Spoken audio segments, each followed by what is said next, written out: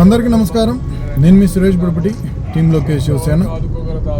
గత కొన్ని రోజుల నుంచి ఆంధ్రప్రదేశ్ రాష్ట్రంలో కురుస్తున్న వర్షాల నిమిత్తం విజయవాడ మొత్తం ఏ విధంగా అతలాకుతలమైందో మనందరం చూసాం. అయితే ఈ వర్షాల కారణంగా విజయవాడ నగరం మొత్తం నీటితో నిండిపోవటం, కృష్ణానది పొంగటం, ఆ పరివాహ ప్రాంతాలు అలాగే విజయవాడ నగర ప్రజలందరూ కూడా నీటిలో మునిగిపోవటం, వాళ్ళని ఏ విధంగా రక్షించాలి, ఏ విధంగా కాపాడాలి, ఏ విధంగా వాళ్ళకి సహాయ సహకారాలు అందించాలని రాష్ట్ర ప్రభుత్వం వాటి మీద పనిచేయటం, ఇవన్నీ ఒక ఎత్తైతే నారా చంద్రబాబు నాయుడు గారు ఆ వయసులో 74 సంవత్సరాల వయసులో ఆయన ఒక సీఎంగా మోకాళ్ళ లోతు నీళ్ళల్లో మరియు అలాగే ఎక్కడికైనా సరే ఆయన అర్ధరాత్రి 1 గంట 2, 3 వరకు కూడా ప్రజల కోసం సేవ చేస్తూ ముందుకెళ్తూ ప్రజలు బాగుండాలి, ప్రజల పక్షాన మనం నిలబడాలి, ప్రజలకి మనం సేవ చేయాలి అని ఆయన ఒక గొప్ప ఆలోచనతో ముందుకెళ్తుంటే, ఇంకో పక్క ఈ సైకోలు, ఈ సన్నాసులు, ఈ పనికి మాలిన కొడుకులు వీళ్ళందరూ కరకట్ట మునిగిపోయింది, చంద్రబాబు నాయుడు ఇల్లు మునిగిపోయింది, లేకపోతే రాజధాని మునిగిపోయింది, ఇది పరిస్థితి, వర్షం వస్తే ఇక్కడ దుస్థితి ఈ విధంగా ఉంటుంది అని చెప్పి సిగ్గు సెరవు లేకుండా మాట్లాడటం నిజంగా వాళ్ళు కడుపుకు అన్నం తింటున్నారా, గడ్డి తింటున్నారా? రాష్ట్ర ప్రజలు కూడా ఆలోచించాలి. ఈరోజు మీరందరూ కూడా ఇబ్బందులు పడుతూ ఈరోజు వరదల్లో ఈరోజు చిక్కుకుపోతే మిమ్మల్ని అందరినీ కాపాడటానికి మీకు ఏ విధంగా సహాయం చేయాలో ఆ విధంగా సహాయం చేయడానికి నారా చంద్రబాబు నాయుడు గారే స్వయంగా ఒక ముఖ్యమంత్రి హోదాలో వచ్చి మీ ముందు నుంచొని మీ అందరికీ నేనున్నా ధైర్యం ఇచ్చి మీ అందరిని ఆదుకుంటుంటే, ఒక పక్క ఈ సైకో సన్నాసి, ఈ సిగ్గు శరం లేని మనిషి, మానవత్వం లేని మృగం ఈ వీడొచ్చి ఈరోజు వీడి సోషల్ మీడియా ద్వారా వైసీపీ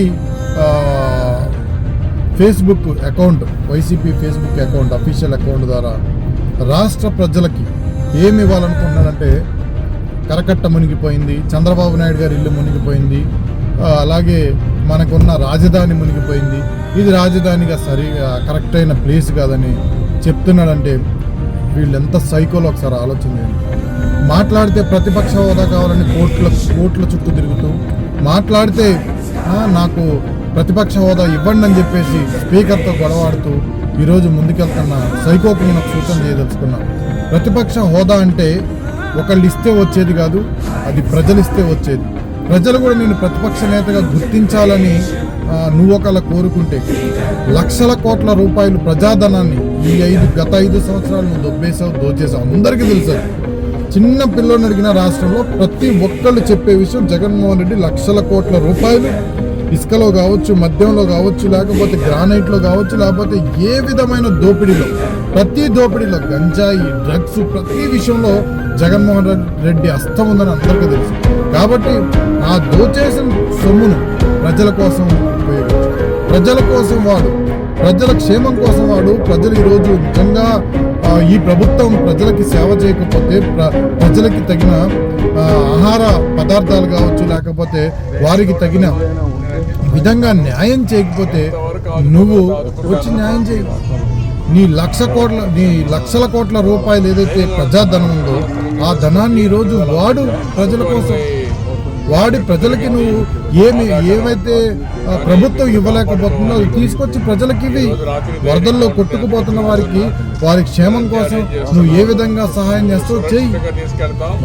ఇలాంటి డ్రామాలు, ఇలాంటి వేషాలు నువ్వు వేసావని చెప్పేసి ప్రజలు నేను తీసి పక్కన దెంగి నీకు 11 సీట్లు ఇచ్చారు జగన్మోహన్ రెడ్డి. ఇప్పటికైనా నువ్వు మారకపోతే ఇంకా నేనేమనాలి చెప్పు? ఇంకా పెద్ద మాటలు మాట్లాడితే చచ్చిపోతారు మీరు. తలకాయ ఎక్కడ పెట్టుకోవాలో కూడా మీకు అర్థం కాని పరిస్థితి. ఈరోజు రాష్ట్ర ప్రజలకు ఒకటే చెప్పదలుచుకున్నా, మీకోసం నారా చంద్రబాబు నాయుడు గారు ఎన్డీఏ కూటమి ఉంది, పవన్ కళ్యాణ్ గారు ఉన్నారు.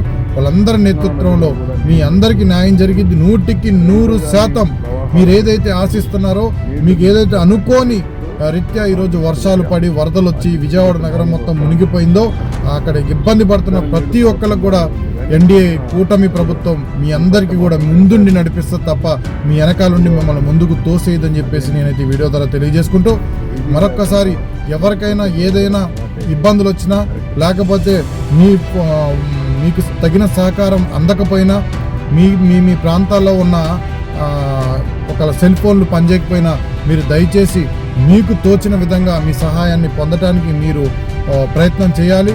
అంతేగాని మనకి ఏమీ అవ్వదులే అని చెప్పేసి మీరు మాత్రం అక్కడ ఉండిపోతే మాత్రం రానున్న రోజుల్లో ఇబ్బంది జరుగుతుంది. ఎక్కువ వర్షపాతం పడ్డది, ఎక్కువ వరదలు కూడా వచ్చే పరిస్థితులు రానున్న రోజుల్లో ఉన్నాయని చెప్పి వాతావరణ శాఖ కూడా హెచ్చరిక జారీ చేస్తుంది.